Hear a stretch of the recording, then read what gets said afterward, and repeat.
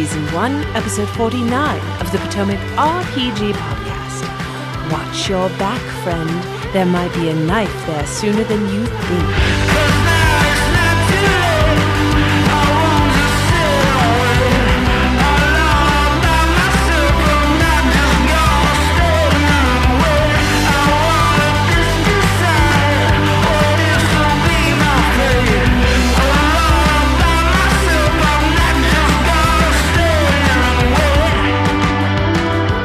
Welcome one and all to the Potomac RPG Podcast, your source for old news, tired conversation, and mediocre advice for all of your favorite tabletop role-playing games. I'm your host and self-righteous paladin, ready to throw down with that pesky warlock, Adam.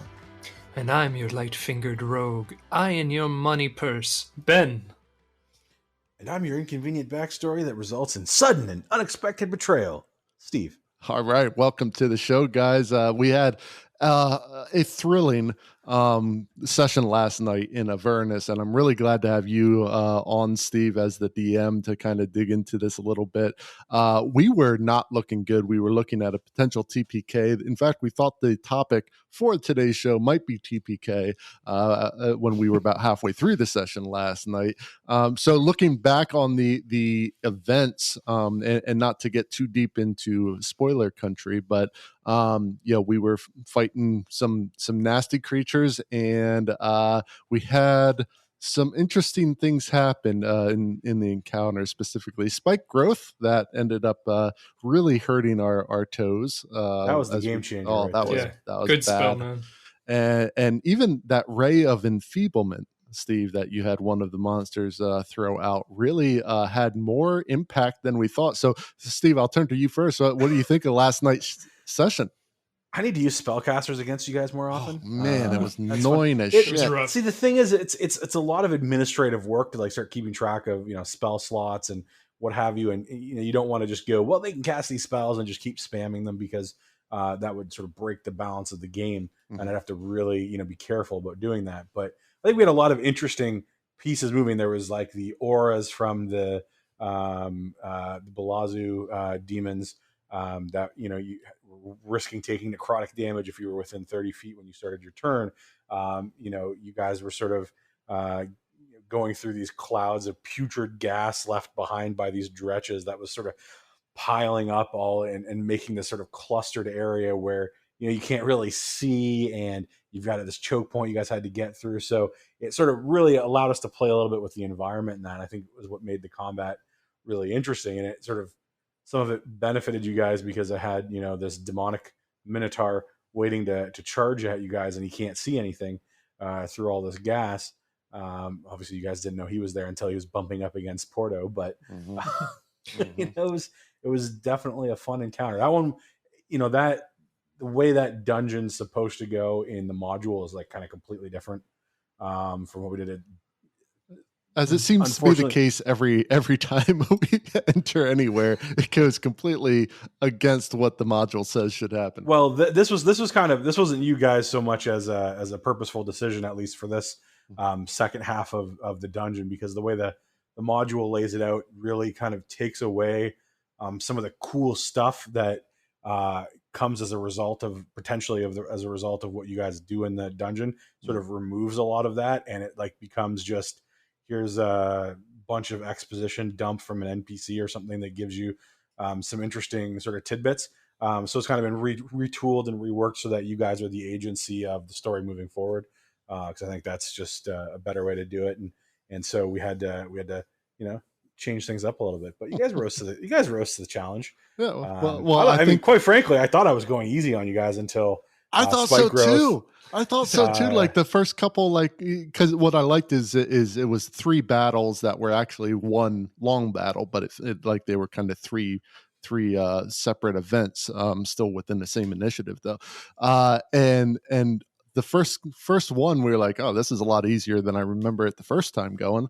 And then we ran into the other guys. All right, they're a little tough, but we got this under control. And then that last one, now that we've spent some spell slots and are weakened a little bit, boy, oh boy, did that ever hurt a lot. And I got to turn to Ben here because I said it last night, the play of the game last night, we found an item that's supposed to be good, like, related to something good, without giving things away. And we were losing this battle. And Sarah's character, Rushka, suggested one of us put on this item to kind of help us out without us, knowing what it can or should do or all that. It was, a holy relic of some kind, not a magical item, I might point out. Sorry, Tom. Porto had it, and Porto, instead of putting it on, throws it to me to put on. And then when I do put it on, I fall comatose to the ground, mumbling and unresponsive. So I think, Porto, you get the MVP last night for being smart enough not to put on something that we haven't had a good understanding of. What was going through your head there? So I thought that was fantastic and completely unexpected from player and from character perspectives. But Porter was like, I'm not the paragon of goodness that I would like to be. I'm not sure how this really pinnacle of goodness is going to work with me. So just to add a little bit more background, we've got this completely evil magical item that another character has, and when these two items were put into proximity, we had like anti-magnet repulsion across the room. Which was great. And you didn't want that happening to you. No, I did not. Definitely not. But what happens if the magic item is me? Yeah, exactly. Well, and the best part is, like, I can't get this thing off of me. And we'll just say it's a helmet. I can't get this helmet off of me. And I'm, comatose. And one suggestion that I really loved and glad that we didn't do was seeing how these two entities behaved with each other before. The idea was to bring said magical item near my helmet to see if it would repulse the helmet off of my head, likely resulting in decapitation if we follow this logic through. Thankfully, I am still alive. Maybe we could revivify him, though, guys.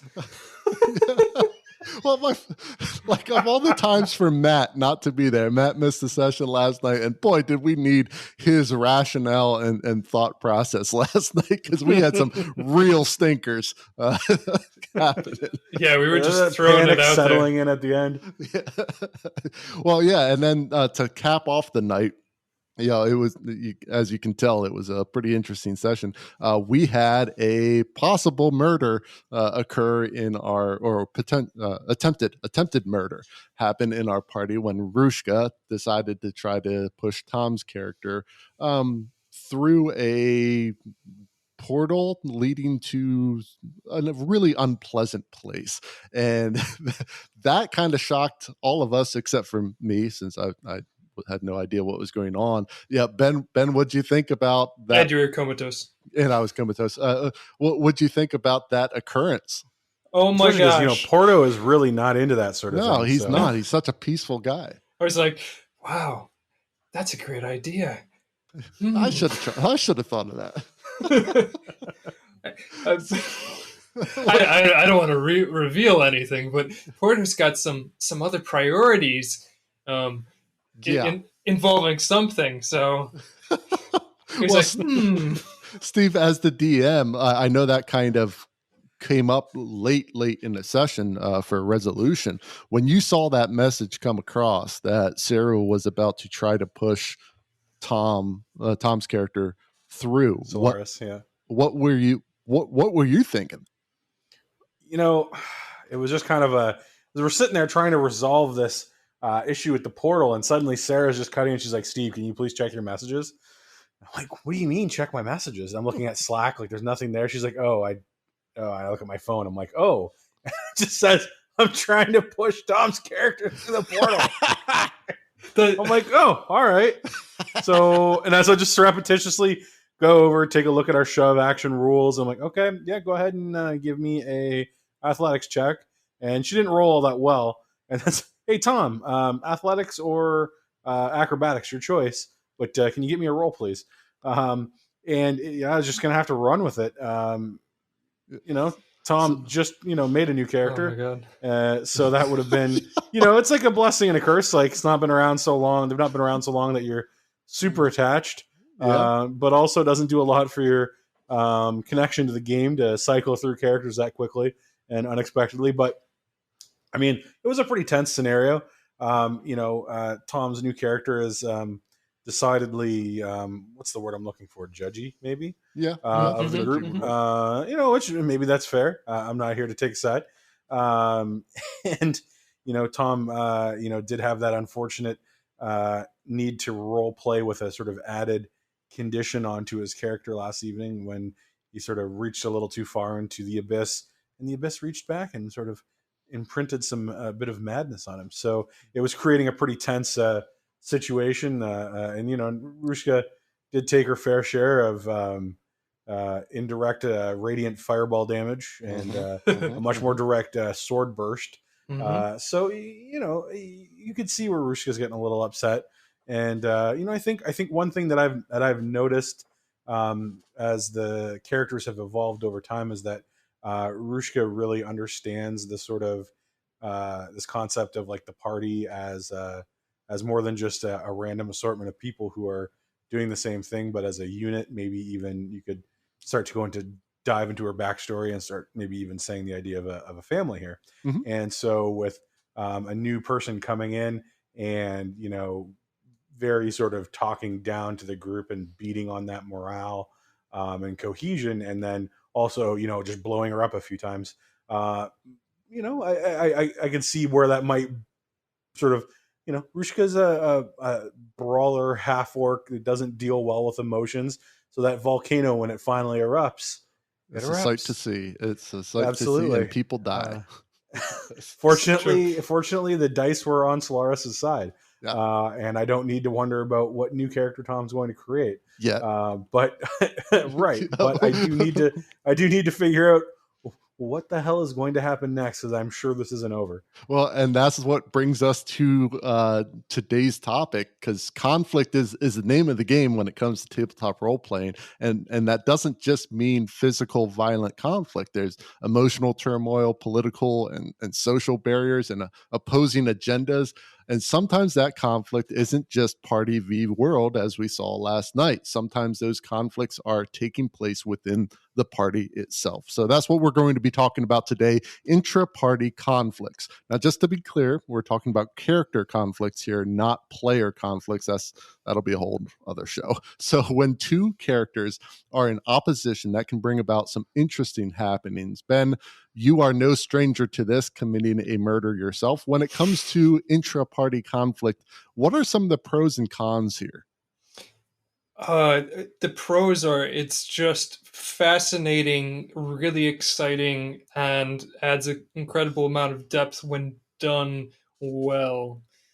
The cons are, it's so easy to take away player agency and to cause real world conflict if your party member, your players are not ready for it.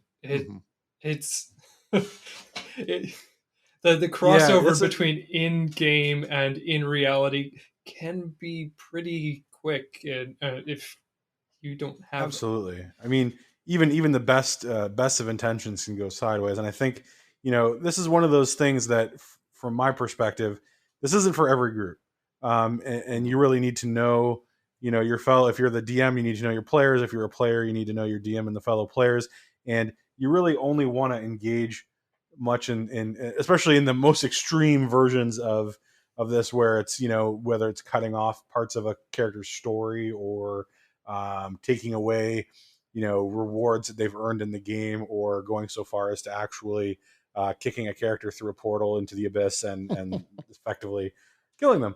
That should probably only take place in a game where you've either talked about it beforehand and everyone's cool, or each other very well and people are willing to kind of roll with the punches, because I think, it definitely can cross that line. We're not talking about interplayer conflict, but you can see where inter-party conflict can certainly become interplayer conflict, especially if it throws off people's perspective of the game. I mean, I'm thinking back, y'all remember when Radamanthus had just secured at long last this storied dagger that he's been looking for all since the beginning of the campaign, and then Rushka had it's supposed to be like a jug of like everlasting water, but instead for some reason it was like filled with piss. Like piss, and shot the piss jug in the middle of a giant important like all out battle against final battle. Forces of evil, and Matt just stopped dead cold at the table.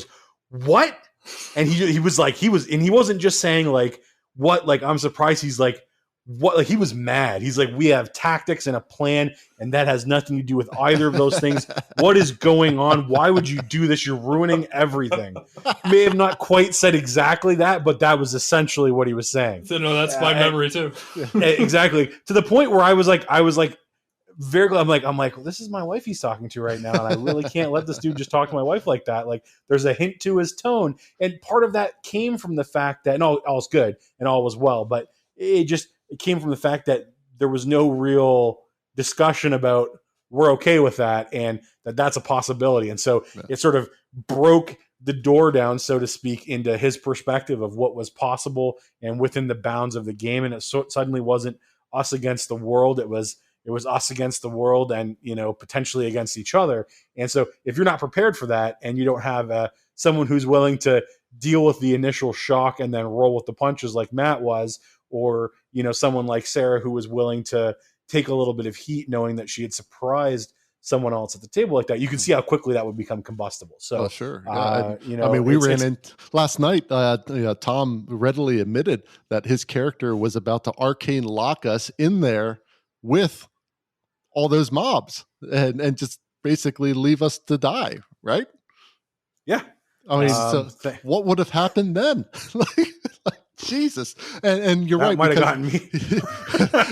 it does require a group that you trust, because I remember way back at the beginning with season 1, just the antagonism or antagonistic relationships between like Finbin and Wellard and Finbin and Mina, like that felt like it was almost towing the line a little bit, because I had never met these people prior to this. We didn't have any kind of like friendship established, and here I am kind of being a little bit of a dick, and it felt like I was coming up to that boundary. Well, now that we've been together so long, we can go full tilt to murder, and everyone can still walk away from the table still friends. So it really depends on what kind of group you're dealing with here. And let's get a little deeper into this with some questions for the week. Our first post comes from Reddit user Splice Variant, who asks, in-game intra-party conflict. Well, that's right on topic. All right.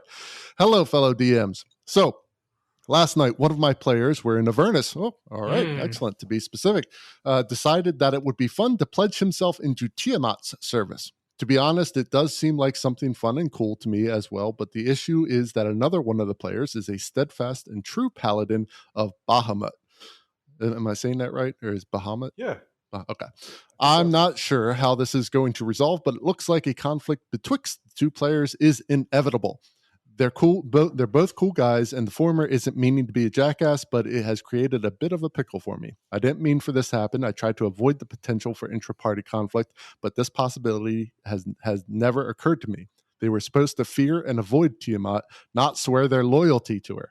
I tried looking this one up already in the sub, you're talking about Reddit, but I couldn't find anything useful. Any advice would be appreciated. All right, Steve, you're no stranger to dealing with intra-party conflict here. Any thoughts on how to handle this one? Okay, well, I got to be careful here because they're in Avernus, and I think not only are they in Avernus, they're playing the same campaign that I'm running. So yes, I'm going to stay away from. There's some stuff I think that certainly the plot. Let me put it this way: the top down sort of pressure of the plot, depending on how it's been individually developed in this campaign, could provide that sort of.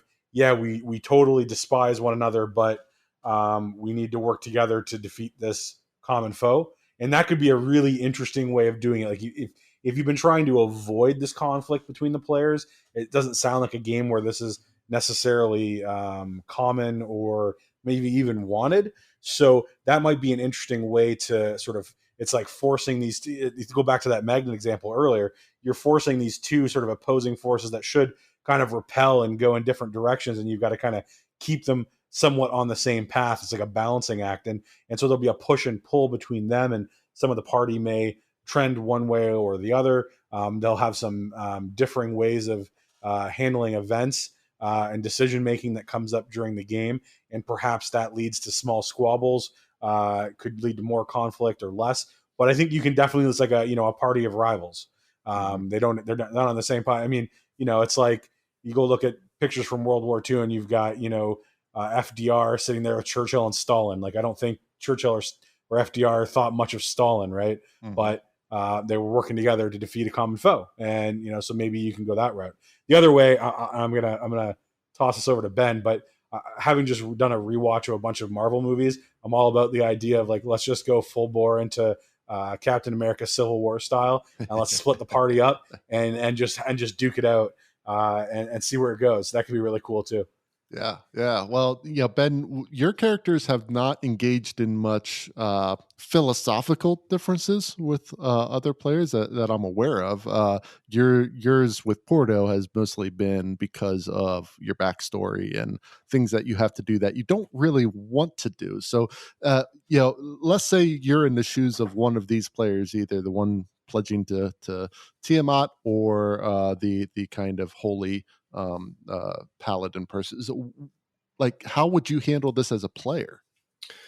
As a player, assuming that everybody is on board with it, I think I would just let it develop organically.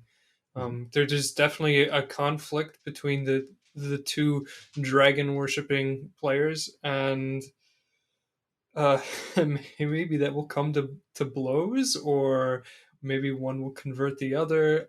I mean, that's the cool thing about role-playing games, is you have to role-play it out and see what happens. The cool thing is not knowing what's going to happen.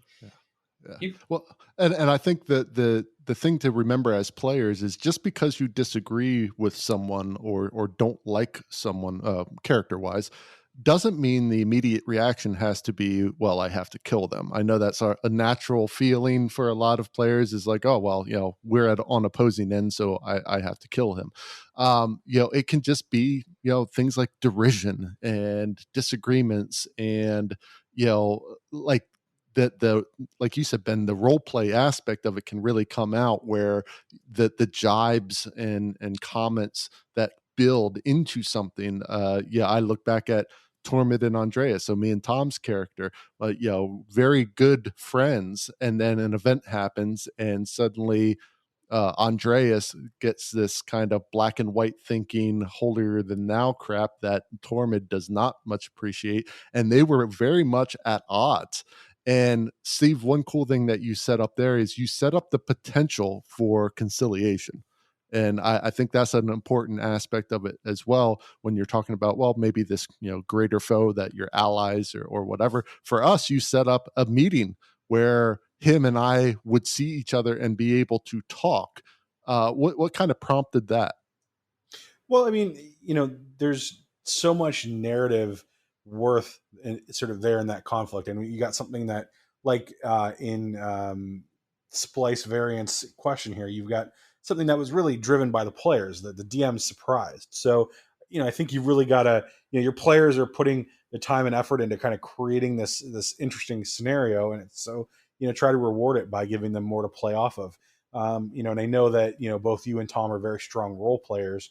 And, our group as a whole, we've gone sessions at times without really picking up much, if any, dice. So it was really just finding a situation without making it feel forced. I think you guys, went a pretty good amount of time without really any attempt at resolution, that things had sort of set in because circumstances just kind of kept moving. And I don't know that I even really created it specifically for that discussion to happen, but I was always looking for, chances to sort of push is I want to see some more of this story. You know, I just don't want it to sort of, okay, and we've now changed our perspectives and everything's different now, and that's the end of it. Like that would be like a final step, and I want all the sort of complicated, messy steps in the way. And there was a few times where I thought it might happen and it didn't, and it just sort of that I think, you know, one or both of you finally felt like you had enough time and events had passed that it was, and you know, things were scary. I think this was actually, wasn't this after Porto got turned into like paste? Yeah. So I think that also was sort of that event certainly wasn't planned on my part. So, you know, that I think kind of provided the excuse to sort of rethink and reevaluate. And of course, you know, what happened to Andreas not long afterwards. So, R.I.P. R.I.P.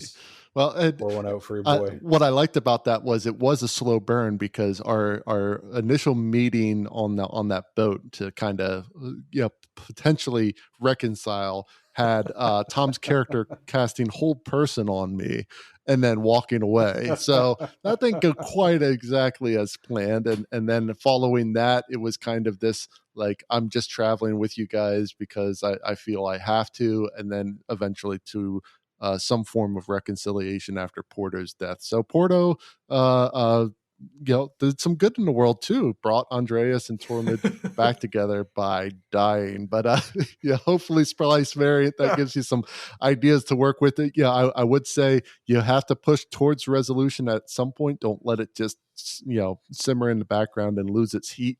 Like, to keep that present, because you want it to eventually lead to something rather than just a constant kind of annoyance in the background there. So good luck out there. Would love to hear what you ended up doing in your campaign. I have news here. And the sound of Ralphie the News Goblin can mean only one thing. It's time for Potomac RPG News.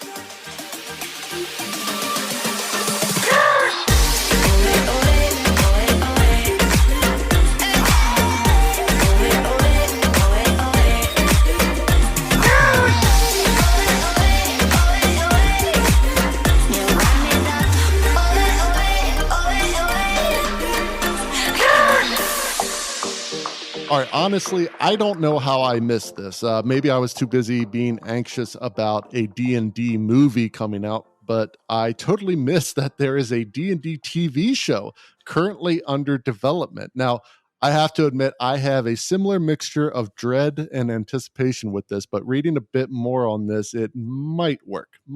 So over on slashfilm.com, you have an article from Chris Evangelista that digs into this a little bit more, and there's some good info here. First, you have Derek Kolstad from the John Wick franchise writing for this. That's good. And now it seems the setting might be the Underdark. So that's also cool. Ben, what do you think about a D&D TV show? Do you think this is going to be any better than a movie?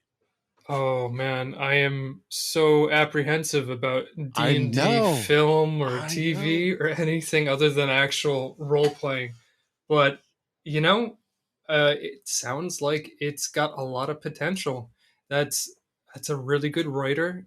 I like the way he's coming at it, where he's not bringing in all of D&D into his TV series, and it sounds like he wants just like a Mandalorian or WandaVision-esque focus on the characters that he creates and the little story that he's making, and that makes really good half-hour sized chunks where it's easy to have a conflict that resolves or semi-resolves in a half hour, and then you can get a series that brings together a nice little arc. I could see that. Steve, what do you think? Are you similarly apprehensive? I mean, to my mind, it all comes down to budget. If they're willing to spend on making a good show, I think at this point they're going to make a good show. I mean, this is not, 10, 15, 20 years ago when, Iron Man was just coming out and it's like, well, maybe superhero movies can be cool. Like, we've got, superhero movies out the wazoo. Now they can be done poorly. And I guess that cuts against my budget comment, Justice League. I haven't watched the Snyder Cut, and I don't know that I want to spend 4 hours of my life doing that. But I just think that as you're gonna do when I read like the Underdark, right? Like that's such a specific environment with like exotic creatures and exotic locale and that, and it's like if you're gonna do this, you can do it one of two ways. One is like you can spend a lot of money, and it's like now it's like Game of Thrones level of costuming, good acting, and at least for a certain period of time, decent writing. Or you can go like, well, I mean, if you watch the end, you watch the end and you know what I'm talking about. I get it. That's what my character would do. Yes, my character would come to the south and become king of. Anyways, he has an interesting story. But the other way you could go is like, I'm thinking like early to mid 2000s Sci-Fi Channel series, like I'm thinking like a Farscape, stuff like that, where it's it like kind of leans a little bit into the campy nature of fantasy storytelling. And for whatever reason, I don't feel like that. I feel like that's the show I'm scared of. Oh, really? If they go that route. Yeah. Where like it's like, a shoestring budget trying to do something good. I mean, if you can pull it off, but for every Farscape, there's plenty of shows whose names like escape me because they were just not very good. They were that forgettable. Yeah, exactly. And I don't think that it's as likely. I think your better chance is, putting in a nice big budget and trying to like tap into that somewhat mainstream appeal that you get with like a show like again like a Game of Thrones or something like that, where people are willing to watch it and buy into a bit of the fantasy. But then of course you're in the Underdark, and who are the human characters, and are they going to do something? I know I'm just ranting on here, but like what are they, all these shows, network executives are always like, forcing things in the start. Are they going to force like, is it going to be like a human protagonist so that the audience, can experience like the Underdark and the Drow and stuff like that from a completely blind perspective of them being exotic and something that they don't know, or a completely blind person? And here's the other thing: how you're going to do a story in the Underdark. I just assume Drow because like how can you not have Drow in the Underdark? But like, oh boy, they are kind of a problematic for some people. Like so it's the dark-skinned elves, and they're evil, and they're like almost exclusively evil except for like one or two. So I don't know. It could. I'm super skeptical on all this. I'm with you, Ben. It's like I just keep it to role playing. Yeah. It's a tabletop role playing game. I'm good. I don't trust anybody else with it, but I'm willing to be surprised. Hell, they pulled the Community episode because Ben Chang was dressed up as a Drow elf. What are you going to do when there's a whole series with Drow in there? I mean, good Lord. And I hate to tell you this, Steve, but it seems like it's going to go towards the latter because within the article, it talks about number one, budget saving concept with the Underdark. A lot of creatures in shadow, you don't see them quite clearly, so that's going to save a lot on like effect budget and stuff like that. And they talked a lot about development of characters in a small space, so it's not so much the entire Underdark, but rather like a small niche of it. That's fine. That could be cool. Yeah, that could be. But what I don't understand is Dungeons and Dragons as like, it's made up of basically stories from a bunch of different books and kind of a conglomeration. And I hate it when they're like, oh, it's a D&D movie or a D&D TV show. Mm-hmm. Well, D&D doesn't really have a story specifically. Right. It's pulling from Forgotten Realms and Dragonlance and countless other sources out there, but it's not like The Witcher. The Witcher has its own world, and it makes sense to call it The Witcher. It does not make sense to call it the D&D TV show. That makes no sense to me whatsoever, because there's not a story around Dungeons and Dragons. It's a story around these novels from Forgotten Realms, Dragonlance, and others. So I don't understand why they want to put that tag on it. You see how people got mad about Tom Bombadil back in Lord of the Rings, take something out of a story that they love. So now you're going to take a game which everyone's created their own stories within, and multiple stories, and then tell them here's like the canonical official, here's the representation of what D&D is. Yeah. People can't even get over Critical Role, and that's not official. Alone. So we'll see. I mean, I think what they should probably just do is make a live action version of the cartoon from like the 80s. Yeah, why have not? Like the little dungeon master and a little pony and a barbarian kid. The Bam Bam analog or whatever from the Flintstones. Well, Ben, I haven't heard you rant about this yet. Get angry, Ben. Come on. Yeah, I'm still. I want to let this one breathe, and I want to actually see what they're bringing to it. If they focus on their own independent story arc and characters and character development, it could have a lot of potential. You don't need to reinvent anything big or even do more than just reference to some of the canonical D&D things to have a good series. I mean, Mandalorian does not impact the rest of the world, and that was just a fantastic show. It's possible to do it. No, you're right. Like what Star Wars has setting and story all within it. Like there's things that are expected. Whenever I hear Dungeons and Dragons TV show, what I think is it better be about a bunch of people playing D&D. Like that's what a D&D TV show should be, not about pulling some random thread of story from countless novels to make something. Like just pick the novel you want to do a show about instead of calling it D&D. It's just branding though to get people on but and then paying attention. They call it Forgotten Realms. Yeah, well, I mean, yeah, but this is a new world where nerd stuff. I mean, Avengers Endgame is like the biggest movie of all time, and you had to watch 20 movies to get everything that was going on in that one, and people did. So it's a different world we're living in now. So maybe it's time. Maybe it can happen. But I'm interested. I'm going to watch it. I'm going to check it out. I just I'm still just. As Matt's made this point before, I'm burned by the, Jeremy Irons, D&D, there's this, all that stuff is just sitting in the back of my head, and I'm worried they're just going to do that again. Like, look what they did to my boy. Do you think they could do like a Princess Bride type thing where instead of reading a storybook and then switching over the perspective, they have a bunch of people at the table and then they switch to this perspective of all of their characters running around in D&D? Thank you, Ben. Cool. Thank you. Can you please get a job in Hollywood so you can bring that to fruition? Because that's what a D&D TV show should be about. The actual D&D. Yeah, actual D&D. Well, regardless, if you want to look, I'll have the link in the show notes. You can check it out yourself. For me personally, whatever the bet is, I'm taking the under. So we're going to step out for a moment, but stay tuned. We'll be right back after the break.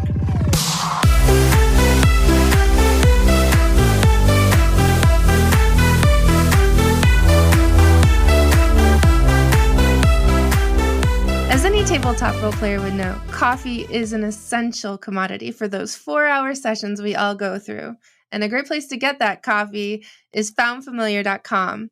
Found Familiar is a couple of people with a passion for coffee creation and D&D. And they've teamed up with favorite artists from all around the world to bring specialty grade coffee that celebrates the creativity sparked by Dungeons & Dragons and other TTRPGs. Use the coupon code Potomac RPG, all one word, at checkout for 10% discount on your purchase. That's at foundfamiliar.com. And with that, let's get back to the show.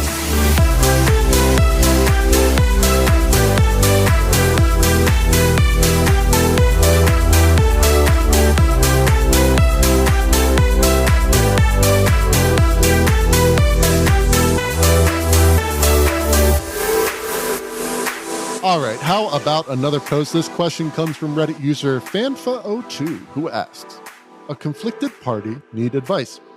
I'm currently running a campaign that has just begun. Thus, some characters in the party don't know each other. Next week, it's going to be our third session. The problem is in that the last session, there was a problem within the group. Short story long, one of the characters, Floki, found one of the many people he had sworn to take revenge against for something that happens in his backstory. Floki and the party followed this guy who had a daughter. They end up fighting and killing the guy, leaving his daughter orphaned. Before he leaves, Floki tells the girl to go and try to kill him in the future. But one of the other characters, Thomas, Tom is in another game apparently, approaches the girl and stabs her, instantly killing her. Thomas said that they had to prevent any guards of the city from knowing about this. This makes Floki totally furious and leaves. I want to know how I can help mend this division as the campaign needs to go on. The players know they were role-playing correctly, and I want to solve this conflict as smoothly as possible. Any recommendations are welcome. So I'm trying to understand here. Okay, so basically there's a problem with Thomas killing this girl, and Floki, what, trying to assist her in killing whoever. him? Okay, I'm not sure. Okay, Probably some weird like honor code or something, yeah, right? Who Like knows? he had sworn vengeance on the father, and so he killed the father. I mean, there's nothing that gives him any animus towards the daughter, and what would be right in maybe his like viewpoint or culture or whatever is that, you know, if she wants to take vengeance on him for what he did, that I would be see. right. So go and do Yeah. that. But now Thomas walked up and he's like, nah, No sorry, dog. witnesses. And no witnesses, right? And stabs her. And Okay. so not only has he killed someone who was technically innocent, but now he's robbed the sort of like this honor or dignity or whatever that Floki was going on about. Gotcha.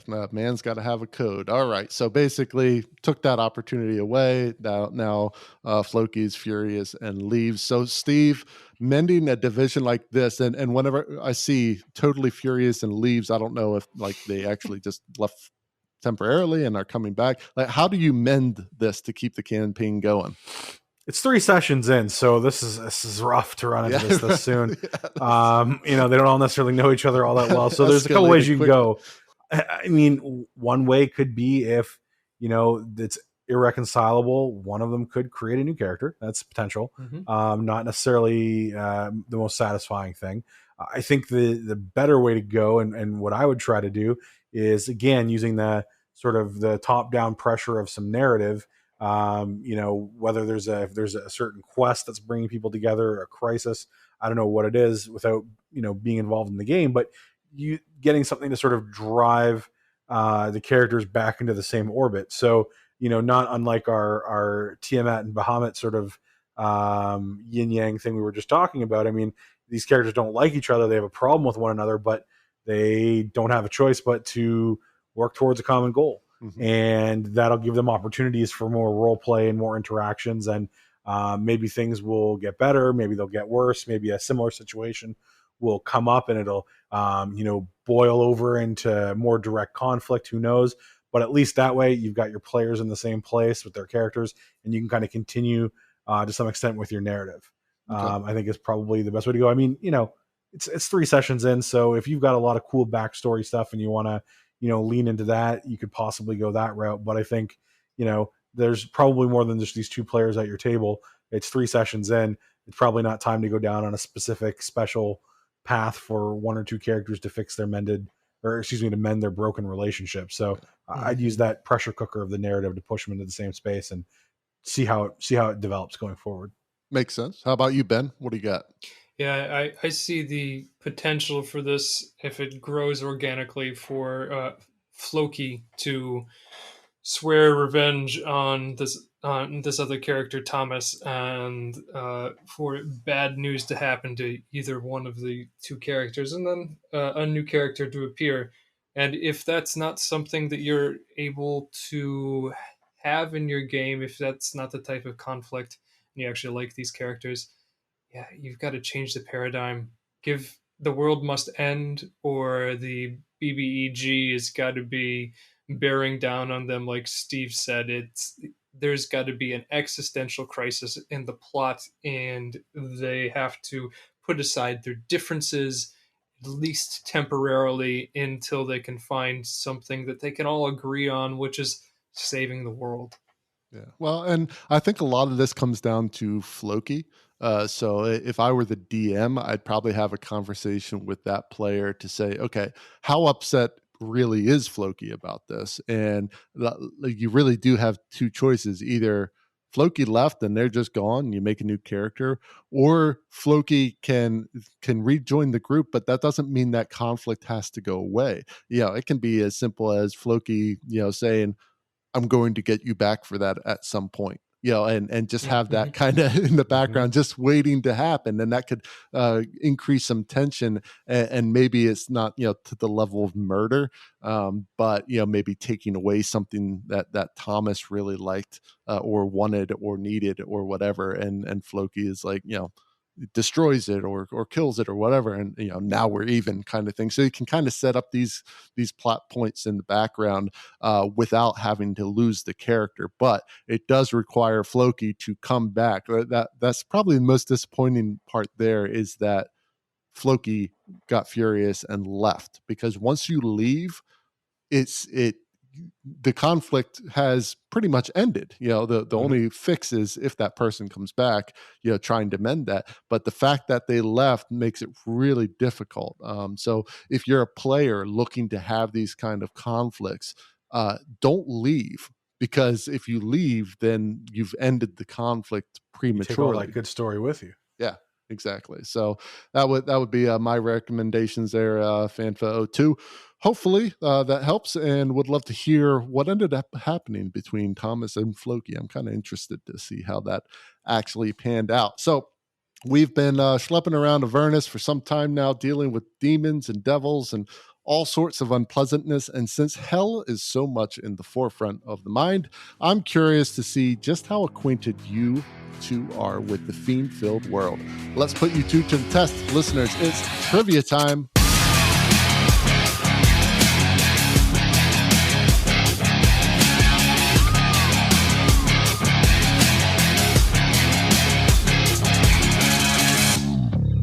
Welcome to Trivia Time, where we pit our two guests against each other in a battle of game knowledge and history. So here's how it'll work. I have a bunch of questions here about demons. No, this isn't about D&D demons, but more of a demon-themed pop culture quiz. And just to be clear, there are some devil stuff in there as well. So don't mind the kind of difference between devils and demons in the quiz itself. So rules are simple. First one to buzz in gets to answer. Get it right, get a point. Get it wrong, lose a point, and your opponent gets to try to steal for free. So you two ready? Ready. I'm ready for this conflict. Let's do this. All right. So question number 1. These are all multiple choice questions. Number 1, which fictional demon was summoned to Earth as an infant by the Nazis in the final days of World War II? Steve. Hellboy. Hellboy is correct. Well done. You're right on the board without even hearing the possible choices. A risky one. It was. You didn't even hear one. So good job. You are at 1 point, 1-0. Question number 2. Which Shakespeare play features a couple who actually have demon and hell as part of their names? The Tempest, The Taming of the Shrew, King Lear, or Othello?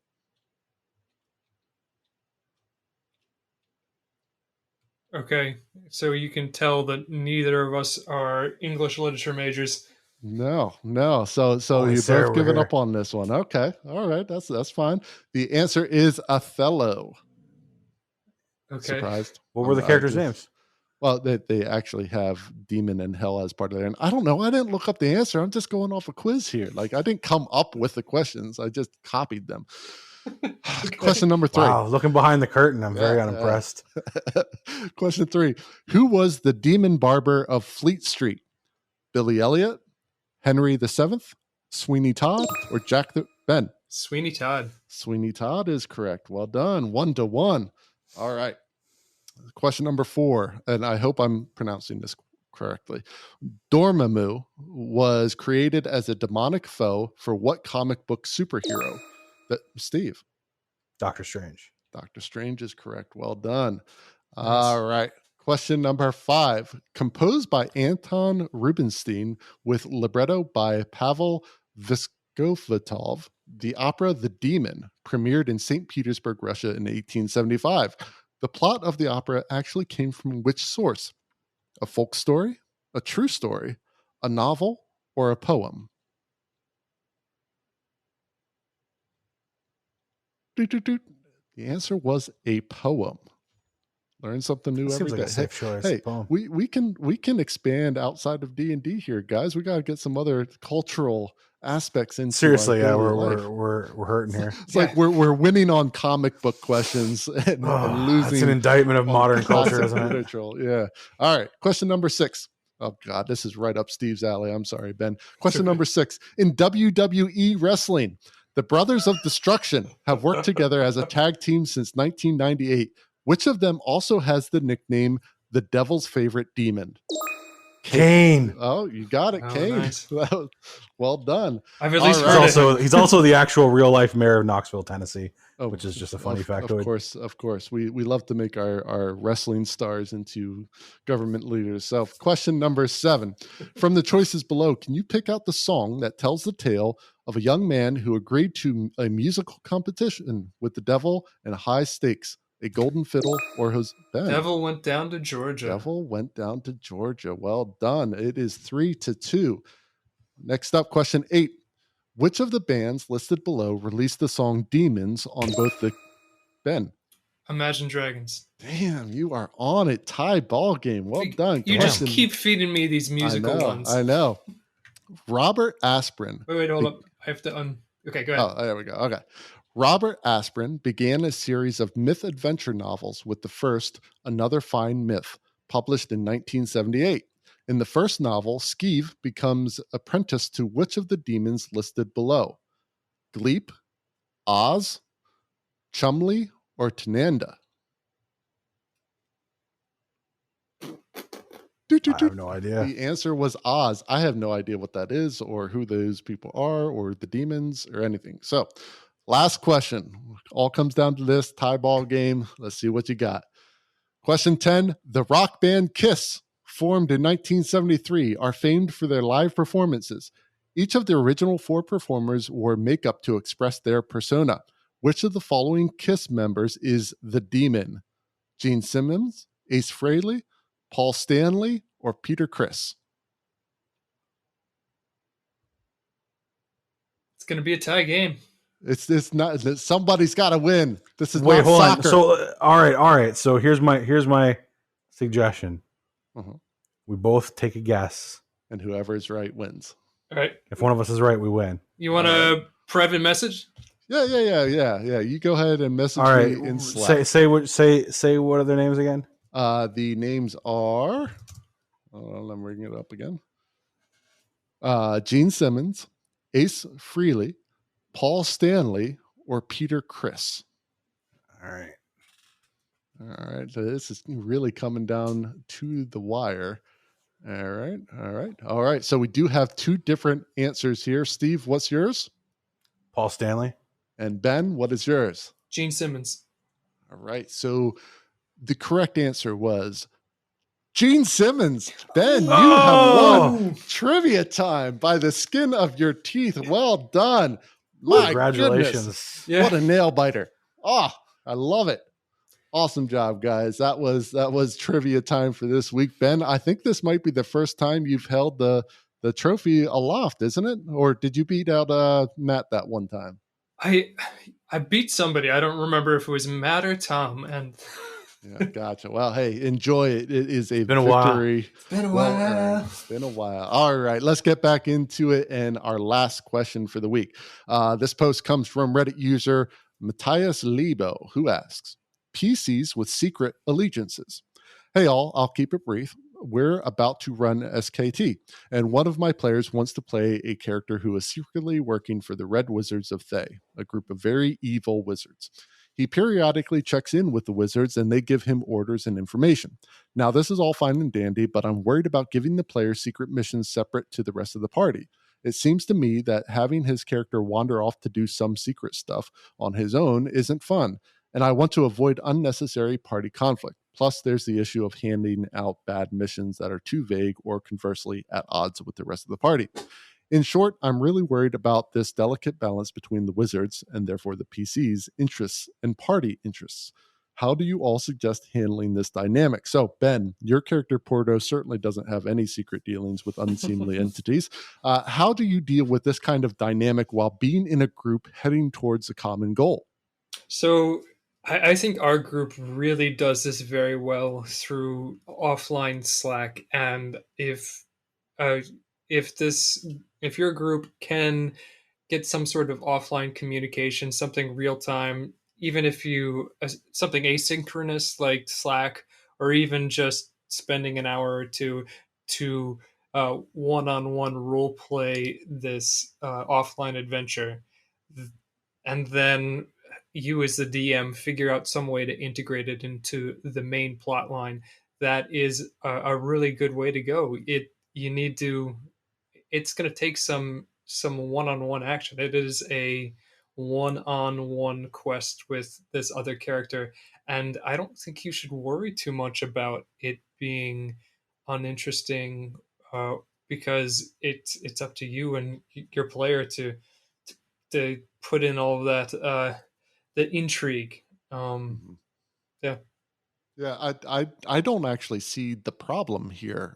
I think it's great that this person has to check in with the wizards, and especially instead of that character wandering off to do some secret stuff on their own, why not have that secret stuff be part of what you're doing with the group itself, just with opposing agendas or goals, but you're still doing the same stuff, and that's where you run into those kind of unexpected decisions as to why you did X, Y, or Z. And it doesn't have to be a full tilt betrayal. Maybe similar to that Flocky or Floki incident from the last question. Maybe this person needed to be killed according to the wizards, and the rest of the party kind of saves them, and then you stab them and kill them. Well, they're looking at you like, what's up? And you make something up as to why you felt it necessary to do that. So you're still with the group doing stuff, but you're also carrying out the secret agenda of the evil wizards. I don't really see a problem with this. Steve, how about you? I mean, I think you guys kind of hit the nail on the head. If you've got super specific secret stuff that you don't want the other players really seeing and doesn't really involve them, then that's when I think some of the offline potential for role play comes in handy. And you should definitely make use of that. And, if you want to maximize the, playtime, get this sort of plot going along with everything else that you're doing with the rest of the group, you just need to, you get to make up what the Red Wizards of Thay want, right? So make it things that intersect with the stuff the group might already be doing, which would make a level of sense. Like, why would these wizards use this agent to do completely different things than the things he's sort of, quote, supposed to be doing? Yeah. Why not, use him for that? Because I'm sure they have plenty of plots to the Red Wizards of Thay, and they'll use another agent to do things that are completely tangential and unrelated.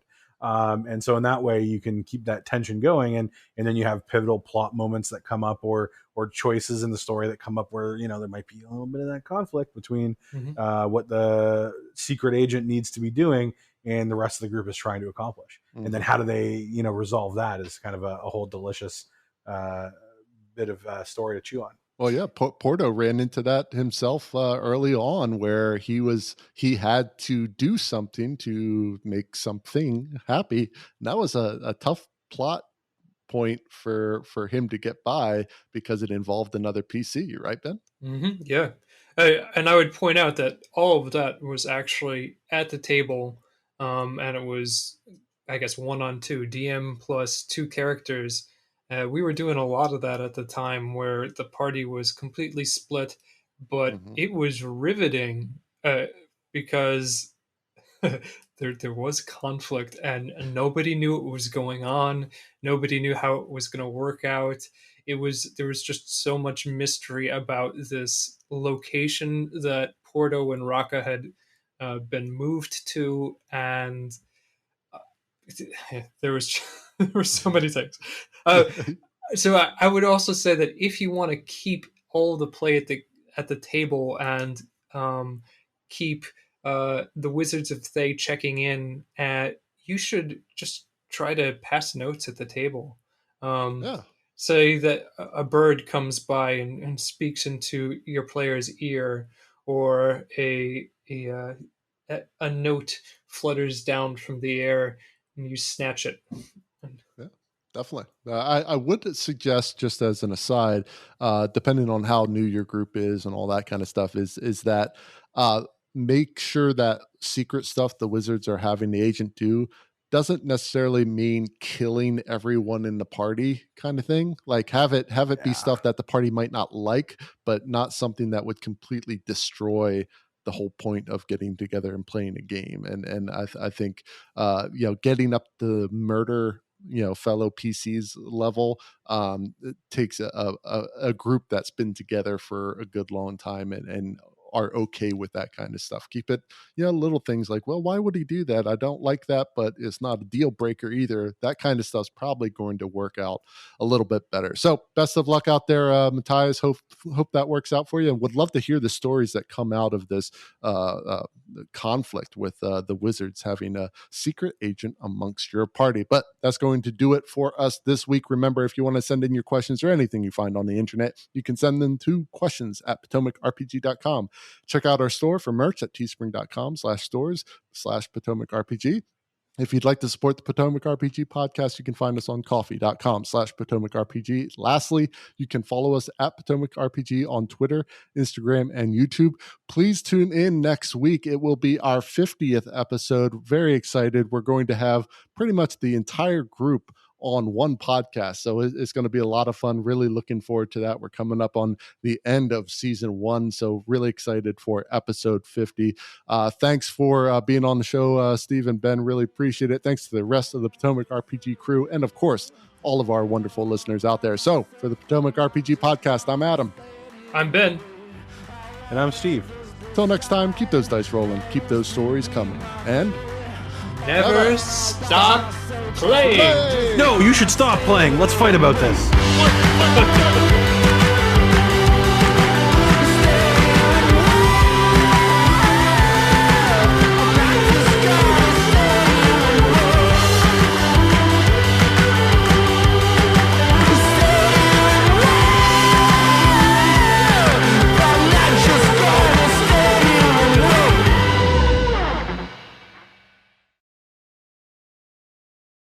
Hey, we should be recording this, guys.